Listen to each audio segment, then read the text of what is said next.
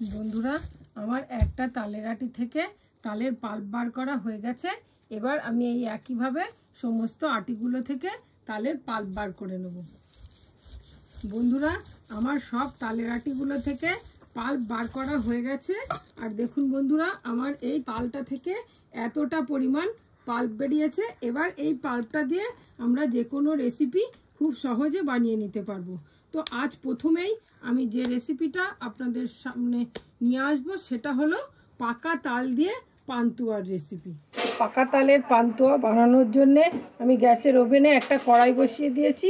এবার কড়াইতে আমি দিয়ে দিলাম 2 চামচ পরিমাণ গাওয়া ঘি। এবার ওই ঘিয়ের মধ্যে আমি দিয়ে দিলাম 1 বাটি পরিমাণ গুঁড়ো করা সুজি, আর দিয়ে দেব হাফ বাটি পরিমাণ ময়দা। সুজি আর ময়দাটাকে আমি ঘিয়ের সঙ্গে খুব ভালোভাবে মিশিয়ে নেব, নিয়ে ভাজা করে নেব। ময়দা আর সুজিটাকে ভাজা করার সময় গ্যাসের ফ্লেমটা লোতে রাখতে হবে। এইভাবে নাড়তে নাড়তে আমার সুজিটা আর ময়দাটা ভাজা হয়ে গেছে। এবার আমি এটাকে একটা পাত্রে নামিয়ে নেব। ময়দা আর সুজিটাকে আমি নামিয়ে নিয়েছি। এবার আবারও আমি গ্যাসের ওভেনে কড়াই বসিয়ে দিয়েছি।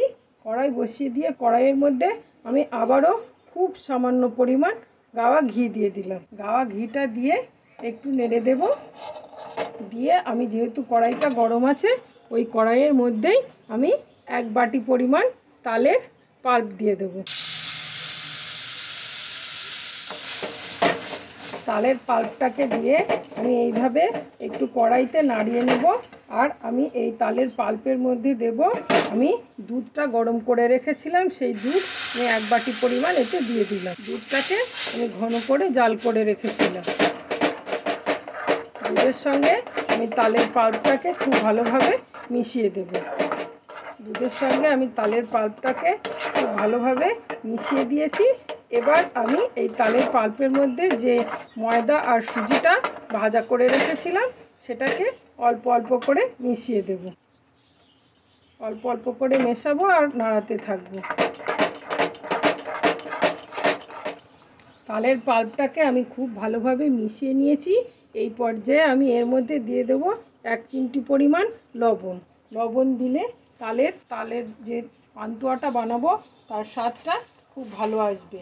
আর এই পর্যায়ে আমি দিয়ে দেবো 2 চামচ পরিমাণ চিনি। আমি এই ডোটার মধ্যে চিনি দিলে যখন আমি পান্তুয়াটা ভাজবো তখন পান্তুয়ার কালারটা খুব সুন্দর আসবে। এবার চিনিটা আর লবণটা দিয়ে আমি খুব ভালোভাবে মিশিয়ে নেব। আমার তালের পাল্প দিয়ে ময়দা ও সুজির ডোটা খুব ভালোভাবে বানানো হয়ে গেছে। দেখুন কড়াইয়ের গা থেকে ছাড়িয়ে আসছে। এবার আমি এটাকে নামিয়ে ঠান্ডা করে নেব। গ্যাসের ফ্লেমটাকে অফ করে দিলাম। এবার এটাকে আমি নামিয়ে নেব।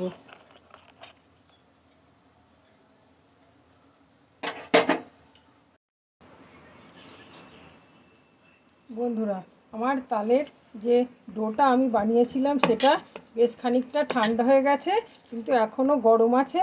এই গরম অবস্থাতেই আমাকে এই ডোটাকে মেখে সুন্দরভাবে স্মুথ করে নিতে হবে, যাতে যখন আমি এই পান্তুয়ার শেপ দেবো তখন ফেটে না যায়। বন্ধুরা, এটা আমার হাতে আটকে যাচ্ছে, তাই আমি একটু হাতে ঘি লাগিয়ে নিচ্ছি, নিয়ে এটাকে মেখে নেব। খুব ভালোভাবে এইভাবে ঠেসে ঠেসে মাখতে হবে, তাহলে যখন আমি পান্তুয়ার গোলাটাকে রেডি করব সেটা একটুও ফেটে যাবে না। আমার ডোটা খুব সুন্দর করে মেখে নেওয়া হয়ে গেছে। দেখুন এর গায়ে এতটুকুও ক্রাক নেই।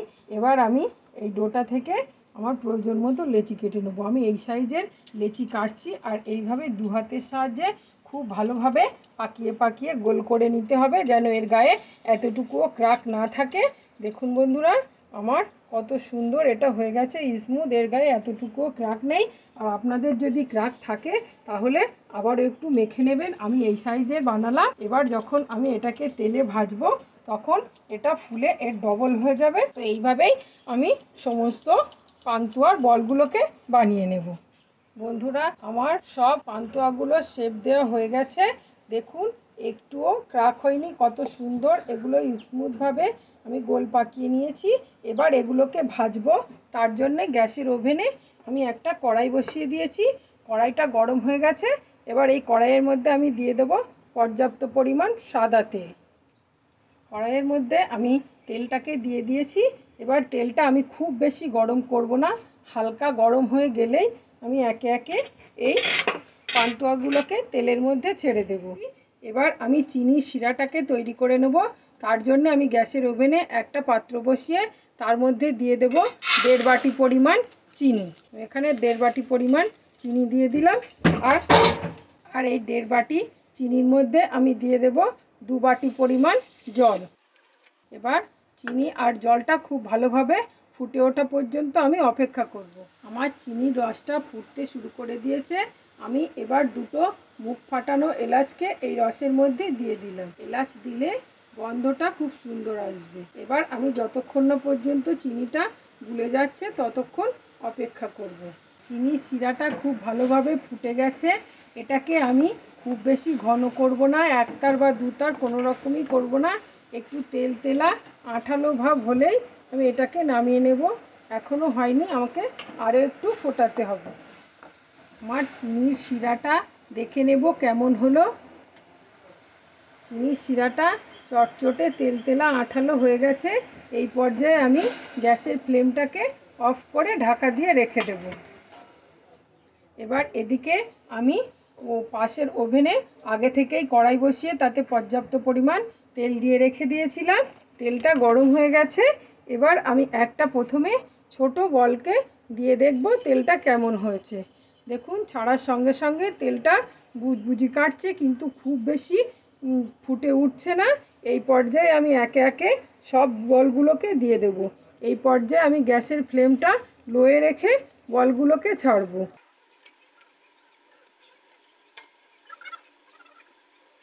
প্রথমে আমি এতগুলোই বল দিলাম, তারপরে আমি আবারও আর এক ব্যাচ ভেজে নেব। এই পর্যায়ে আমি খুন্তি লাগাবো না, তাহলে আমার পান্তুয়াগুলো ভেঙে যেতে পারে। আমি এইভাবে কড়াইটাকে একটা সাঁড়াশি দিয়ে ধরে কড়াইটাকে একটু নাড়িয়ে দেব। লো ফ্লেমে ভাজা হতে হতে আমার পান্তুয়াগুলো আপনা থেকেই তলা ছেড়ে দেবে। এই পর্যায়ে আমি খুব আলতোভাবে এগুলোকে উল্টে পাল্টে দেব।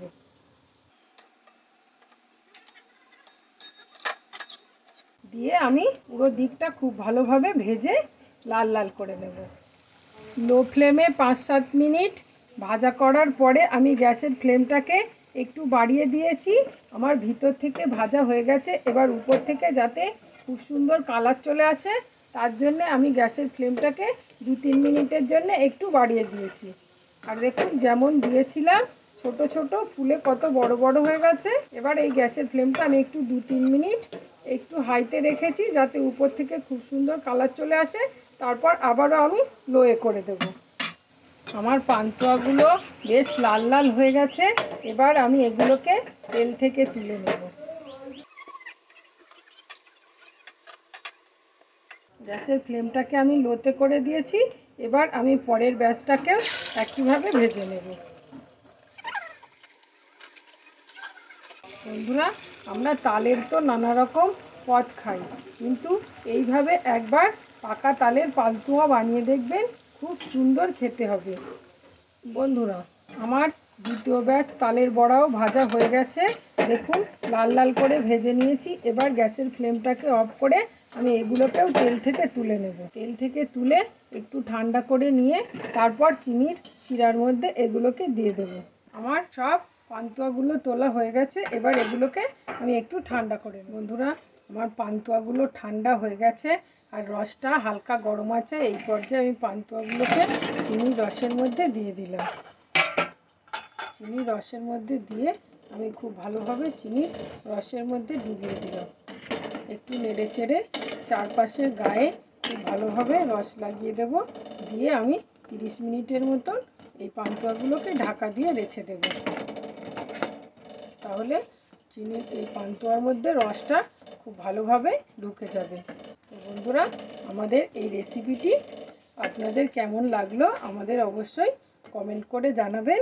আর এটা আপনারা অবশ্যই একবার বাড়িতে বানিয়ে খেয়ে দেখবেন, খুবই সুন্দর হয়। তো আমাদের এই রেসিপিটি যদি আপনাদের ভালো লাগে, তাহলে আমাদের চ্যানেলটিকে সাবস্ক্রাইব করে আমাদের পাশে থাকবেন। এবার আমি এটাকে ঢাকা দিয়ে দিলাম। 30 মিনিট বাদে আমি আপনাদের দেখাবো আমার পান্তুয়াগুলো কেমন হলো। বন্ধুরা, আমি পান্তুয়াগুলোকে 30 মিনিটের মতো রসের মধ্যে ভিজিয়ে রেখেছিলাম। এবার রস থেকে একটা তুলে আপনাদের কেটে দেখাচ্ছি কতটা সফট হয়েছে। তো দেখুন বন্ধুরা, এইভাবে আমি এটাকে কাটছি আর ভিতরটাও কত সুন্দর জালিদার হয়েছে। তো আমাদের এই রেসিপিটা যদি আপনাদের ভালো লাগে তাহলে আমাদের চ্যানেলটিকে অবশ্যই সাবস্ক্রাইব করে আমাদের পাশে থাকবেন এবং লাইক, শেয়ার ও কমেন্ট করতে ভুলবেন না। নমস্কার।